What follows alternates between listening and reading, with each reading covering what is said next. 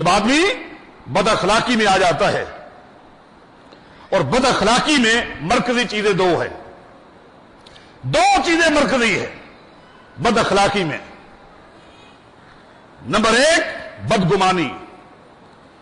جب مرد کے اندر عورت کے متعلق یا عورت کے اندر مرد کے متعلق بدگمانی پیدا ہو جائے، یہیں سے نفرت پیدا ہو جاتی ہے۔ بدگمانی کچھ بھی ہو سکتی ہے، کہیں کوئی چیز گم ہو گئی، بدگمانی ہے، کہیں کہیں میٹنگ ہو رہی ہے، بدگمانی ہے،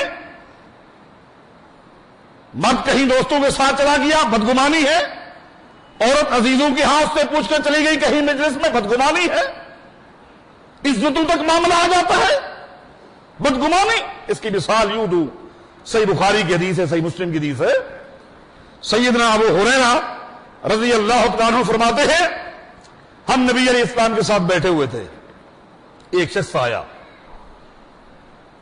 بڑا خوبصورت شخص تھا، گورا، رنگ اس کا گورا۔ اس نے آ کر کہا میرے گھر لڑکا پیدا ہوا ہے مگر اس کا رنگ کالا سیاہ ہے۔ گویا وہ اپنی بیوی کے متعلق بدگمانی کا اظہار کر رہا تھا، اپنی بیوی کے متعلق بدگمانی۔ یہ بنیادی بد اخلاقی ہے اور یہی سے نفرت پیدا ہو جاتی ہے۔ اعتماد، دو دوست ایک دکان میں رہ کر جب تک اعتماد نہ ہو کام نہیں کر سکتے۔ یہاں تو گھر چلانا ہے، بغیر اعتماد کے ہو سکتا ہے؟ اعتماد ضروری ہے۔ اب یہ بدگمانی کا اظہار کر رہا تھا، رنگ اس کا کالا سیاہ ہے، مانا وہ خاندان گورا خوبصورت، بدگمانی پیدا ہو گئی۔ کائنات کے امام محمد الرسول اللہ صلی اللہ علیہ وسلم سمجھ گئے کہ یہ کیا کہنا چاہتا ہے اور کہاں اس کی بدگمانی ہے۔ نبی علیہ الصلوۃ والسلام نے اس سے پوچھا تیری مصروفیت کیا ہے، کیا کرتا ہے؟ جانور ہیں؟ جی ہاں۔ کیا ہے؟ اونٹ ہے۔ کس رنگ کے؟ سرخ۔ اونٹ سرخ ہوتے۔ نبی علیہ الصلوۃ والسلام نے فرمایا کبھی تیرے ہاں سرخ اونٹنی کے نیچے خاکی رنگ کا بچہ پیدا ہوا ہے؟ اس نے کہا ہاں پیدا ہو جاتا ہے۔ آپ نے پوچھا یہ خاکی رنگ کا بچہ کہاں سے آیا؟ اس نے کہا کہ ہمارے یہاں یہ سوچ یہ ہے، ہو سکتا ہے کہ کوئی اس کی نسل میں سے کوئی خاکی ہو۔ فرمایا کہ ہو سکتا ہے کہ تیری نسل میں کوئی کالے رنگ کا ہو۔ اگر سرخ رنگ کے اونٹ ہیں اور وہاں کوئی خاکی رنگ کا بچہ پیدا ہو سکتا ہے اور تمہارا ذہن یہ ہے ہو سکتا ہے کہ کہیں پیچھے کوئی خاکی رنگ کا ہو اس کی نسل میں، تو تیرے خاندان میں یا تیری بیوی کے خاندان میں بھی کالے رنگ کا ہو سکتا ہے۔ اس کو بات سمجھ آ گئی، اور سمجھانے کا انداز دیکھے میرے محمد اور رسول اللہ صلی اللہ علیہ وسلم کا۔ یہ بدگمانی ہے۔ طلاق تک نوبت کب آتی ہے، کیوں آتی ہے؟ سب سے پہلا نقطہ بدگمانی ہے۔ اس لیے اسلام نے اس کو کہا یا ایھا الذین آمنوا اجتنبوا کثیرا من الظن ان بعض الظن اثم ولا تجسسوا۔ بدگمانی سے اپنے آپ کو بچاؤ۔ ان بعض الظن اثم، بدگمانی گناہ ہے، ولا تجسسوا، تہمت میں نہ لگ جاؤ۔ نبی علیہ السلام نے اس آیت کی تفسیر کرتے ہوئے فرمایا ایاکم والظن فإن الظن اکذب الحدیث ولا تحسسوا ولا تجسسوا۔ خبردار، اپنے آپ کو بدگمانی سے بچاؤ۔ سب سے بڑا جھوٹ جو ہے یہ بدگمانی ہے۔ ولا تحسسوا ولا تجسسوا، خام خواہ کسی کے عیب تلاش نہ کیا کرو، کسی کی کمزوریاں تلاش کرنے کی کوشش نہ کیا کرو، جاسوسیاں مت کیا کرو۔ جب بدگمانی پیدا ہو جاتی ہے نفرت پیدا ہو جاتی ہے، محبت نفرت میں تبدیل ہو گئی، دوستی دشمنی میں، اور معاملہ طلاق تک آ جاتا ہے۔ اسلام نے طلاق کی وجہ بتا دی، اس کا علاج بھی بتا دیا۔ اور بد اخلاقی کے اندر دوسری مرکزی چیز کیا ہے؟ دوسری مرکزی چیز یہ ہے کہ تحقیق نہ کرنا، تحقیق نہ کرنا۔ خاندان میں سب لوگ اچھے نہیں ہوتے، منفی سوچ کے لوگ بھی ہوتے ہیں۔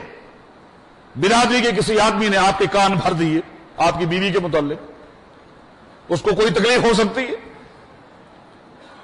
گھر آباد ہے، اس کو خوشی نہیں ہے، کچھ لوگوں کو سکون ہی نہیں ملتا، اس نے آپ کے کان بھر دیے، اب فوراً آپ کے کان مکمل بھرے ہوئے ہیں، آپ جذبات میں آ گئے۔ یہ بھی بد اخلاقی ہے، جبکہ اسلام نے آپ کو کیا کہا کہ یا ایھا الذین آمنوا ان جاءکم فاسق بنبأ فتبینوا ان تصیبوا قوما بجہالۃ فتصبحوا علی ما فعلتم نادمین۔ جب بھی کوئی تمہارے پاس معاملہ ہے، تمہیں کوئی بات بتائی جائے، وہ تمہارے بھائی کے متعلق ہو، تمہاری اولاد کے متعلق ہو، تمہاری بیوی کے متعلق ہو، تمہارے پارٹنر کے متعلق ہو، تمہارے ملازم کے متعلق ہو، تمہارے پڑوسی کے متعلق ہو، تمہارا کام کیا ہے؟ فتبینوا، اس کی تحقیق کرو، اس کی تحقیق کرو۔ اور محدثین کا موقف ہے کہ تحقیق ایک نعمت نہیں ہے بلکہ بہت بڑی نعمت ہے، بہت بڑی نعمت، بہت بڑی نعمت۔ یہ مت سمجھنا کہ یہ بندہ جھوٹا نہیں ہے، نہیں جی وہ بات غلط نہیں کہہ سکتا، یہ کوئی تحقیق ہے؟ بھئی وہ کیوں بات غلط کہتا؟ یہ جہلانہ انداز ہے۔ بھئی وہ کیوں غلط بات کہتا؟ اس کو کیا مفاد ہے؟ اس کو کیا غرض تھا؟ یہ تو میرا خیر خواہ ہے، بس یہ کہہ کر آپ نے اسی بات کو حرف آخر سمجھ لیا۔ نہیں، فتبینوا، آپ تحقیق کریں۔ تحقیق نعمت نہیں ہے بلکہ بہت بڑی نعمت ہے۔ امیر عمر رضی اللہ تعالیٰ عنہ کے دور میں ایک یہودی مسلمان ہوا، تو صحابہ کرام نے ان سے پوچھا، خاص طور پر سیدنا عبداللہ بن عباس رضی اللہ تعالیٰ عنہ نے پوچھ لیا کہ بھائی تم نے اللہ کے پیغمبر کا دور دیکھا ہے، ابو بکر صدیق کا دور دیکھا ہے، اس وقت تم مسلمان کیوں نہیں ہوئے؟ حالانکہ وہ دور تم نے دیکھے، سب سے مبارک دور میرے محمد رسول اللہ کا دور ہے، اس کے بعد ابو بکر صدیق کا دور ہے، اس دور میں مسلمان کیوں نہیں ہوئے؟ اس نے کیا کہا؟ اس نے کہا کہ ان ابی کتب کتابا لی، میرا باپ یہودیوں کا ایک بہت بڑا عالم تھا، اس نے ایک بہت بڑی کتاب لکھی تھی اور میرے حوالے کی تھی، اور کہا کہ جب تک زندہ رہنا اس کتاب کے مطابق چلنا، تیری کامیابی اسی میں ہے۔ جس وقت اللہ کے پیغمبر نے نبوت کا اعلان کیا، میں نے اپنے بابا کی کتاب کو کھول کے خالی دیکھا کہ آیا کسی اور نبی کی گنجائش ہے؟ اگر ہوگی تو میرے بابا نے ضرور بتائی ہوگی، اس لیے کہ سب سے بڑا عالم تھا، مگر اس میں نہیں تھا، اس لیے میں نے اور کچھ نہیں دیکھا۔ ختم۔ تحقیق کرتا، تورات کو پڑھتا، اللہ کے پیغمبر کے پاس جاتا، آپ کی دعوت کو نوٹ کرتا، نہیں، بس بابا کی بات کو کافی سمجھ لیا۔ ابو بکر صدیق کے دور میں بھی یہی ہوا۔ اب عمر بن خطاب کے دور میں میرے اندر تحقیق کے جراثیم پیدا ہوئے کہ آخر دیکھو تو صحیح، کہیں میرے بابا سے تو غلطی نہیں ہوئی۔ میں نے اصل کتاب تورات دیکھی، اس میں اللہ کے پیغمبر اور اللہ کے پیغمبر کی ساری صفتیں موجود تھی، اس سے مسلمان ہو گیا۔ تحقیق ایک بہت بڑی نعمت ہے، بہت بڑی نعمت، بلکہ تحقیق کرنا انبیاء کا منہج ہے۔ قرآن کریم نے انبیاء کا منہج پیش کیا ہے، انبیاء کا۔ آپ دیکھیں قرآن کریم نے کہا وَتَفَقَّدَ الطَّيْرَ فَقَالَ مَا لِيَ لَا أَرَى الْهُدْهُدَ أَمْ كَانَ مِنَ الْغَائِبِينَ لَأُعَذِّبَنَّهُ عَذَابًا شَدِيدًا أَوْ لَأَذْبَحَنَّهُ أَوْ لَيَأْتِيَنِّي بِسُلْطَانٍ مُبِينٍ۔ ہدہد نظر نہیں آتا، سلیمان علیہ السلام نے کہا ہدہد نظر نہیں آتا، کہاں چلا گیا؟ آئے تو صحیح، آج سزا بھگتے گا۔ فَمَكَثَ غَيْرَ بَعِيدٍ فَقَالَ أَحَطتُ بِمَا لَمْ تُحِطْ بِهِ وَجِئْتُكَ مِنْ سَبَإٍ بِنَبَإٍ يَقِينٍ۔ تھوڑی دیر گزری، ہدہد آ گیا۔ کہاں تھا؟ کہاں آپ کے پاس ایک رپورٹ لے کر آیا ہوں جس کا آپ کو بھی علم نہیں ہے۔ انی وجدت امرأة تملکہم وأوتیت من کل شیء ولہا عرش عظیم وجدتها وقومها یسجدون للشمس من دون اللہ وزین لهم الشیطان اعمالهم فصدهم عن السبیل فهم لا یہتدون۔ میں ایک ملک میں گیا تھا، وہاں کیا دیکھتا ہوں؟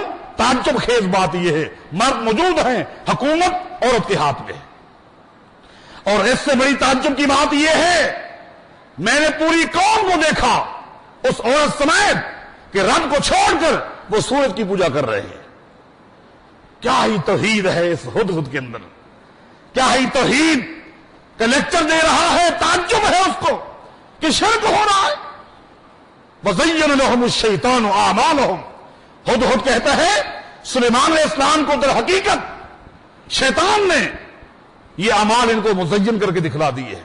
فَصَدَّهُمْ عَنِ السَّبِيلِ، حق سے شیطان نے اس قوم کو روکا ہوا ہے۔ فَهُمْ لَا يَهْتَدُونَ، ان کو ہدایت کیسے ملے گی؟ اللہ کو سجدہ نہ کرنے والے مشرک کو ہدایت کیسے ملے گی جب تک شرک کو نہ چھوڑے؟ خطاب کیا، قربان جائیں۔ پوری تقریر سننے کے بعد سلیمان علیہ السلام نے کیا کہا؟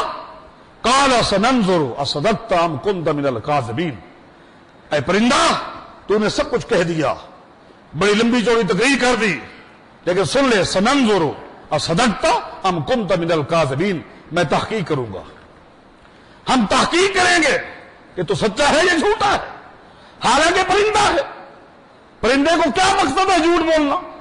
پرندے کو کیا دشمنی ہے قوم سبا سے؟ نہیں، اسلام کہتے ہیں تحقیق کرو، یہ تبصرے مت کرو کہ اس کو ہمارے ساتھ کیا دشمنی، اس کو میری بیوی کے ساتھ کیا نفرت ہے، کیوں غلط بات کہے گا؟ نہیں، کہا سننظر اصدقت ام كنت من الكاذبین، ہم تحقیق کریں گے۔ اور تحقیق کیا کی؟ سلیمان علیہ السلام نے ایک چھوٹا سا خط لکھا، خط میں دو ہی جملے تھے، انہ من سلیمان وانہ بسم اللہ الرحمن الرحیم، اللہ تعالوا علی واتونی مسلمین۔ خط لکھا، اللہ تعالوا علی واتونی مسلمین، پوری حکومت کے اندر رہنے والی عوام کو خط لکھا، تکبر نہ کرو، میرے پاس آ جاؤ اور مسلمان ہو کر آ جاؤ۔ اب یہ خط، یہ پرچی ہدہد کو دی اور کہا کہ اذهب بکتابی ھذا فالقہ الیہم، یہ خط لے کے جاؤ اور خط وہاں پھینک دے، اور پھر انتظار کر کے کیا کہتے ہیں۔ قربان جائیں، دعوت توحید کا، اسلام کی دعوت کا پیغام لے کر یہ پرندہ جا رہا ہے۔ جبریل علیہ السلام جس دن یہ آیات لے کر آئے، اسی وقت اللہ کے پیغمبر ایک دم منبر پہ آ کر بیٹھ گئے، فرمایا کہ خبردار، آج کے بعد میں نہ سنوں کہ تم میں سے کسی نے ہدہد پرندے کے اوپر حملہ کیا ہے۔ توحید کا داعی ہے، توحید کا علمبردار ہے، توحید کا پیغام لے کر جانے والا یہ پرندہ ہے۔ آج کے بعد کوئی شخص ہدہد کے اوپر حملہ نہ کرے، توحید کا پیغام لے کر یہ پرندہ جاتا ہے۔ کیسی توحید، کیسی دعوت، یہ فطری عقیدہ ہے، توحید فطری عقیدہ ہے، اللہ کی قسم۔ اور وہی ہوا، تبصرہ ہوا، واپس آ گیا، بتایا کہ جی ہاں میٹنگ ہوئی ہے، اجلاس ہوا ہے، وہ تحفے تحائف آپ کے پاس بھیجیں گے آپ کا منہ بند کرنے کے لیے۔ وہ تحفے تحائف آ گئے، سلیمان علیہ السلام نے رد کر دیا کہ نہیں، ہمیں جو اللہ نے انعام دیا ہے وہ اس سے بہتر ہے، اگر اسلام لاتے ہیں تو ٹھیک ہے، ورنہ ایسی قوم لے کر آ جاؤں گا جو آگے دیکھتی ہے پیچھے مڑ کے نہیں دیکھتی کہ وطن ہے کہ نہیں، وہی وطن ہے، یہ شہادت ہے، یا آگے جو آنے والا علاقہ ہے وہی ریاست ہے۔ اور وہ عورت آئی اور یہ ایک تحقیق کا نقطہ پورے ملک کی ہدایت کا سبب بن گیا، سب کے سب مسلمان ہو گئے۔ اللہ کی قسم، یہ بنیادی بات ہے، تحقیق نہ کرنا اور تب سے شروع کر دینا گھر اجڑ جاتا ہے۔